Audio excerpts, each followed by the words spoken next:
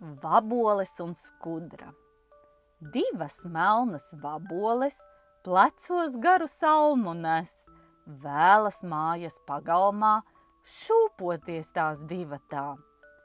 Kamēr salmu atnesušas, abas drusku sagurušas, tā nu vaboles pie mājas atpūtina savas kājas. Neparedzot neko ļaunu, skudrā plūkot sāk salmu, vaboles to neredzot, šūpoles sāk meistarot.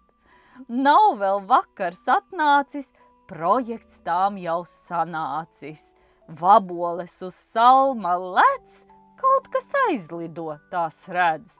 Skudra neko nesaprot, kāpēc pēkšņi lidot prot.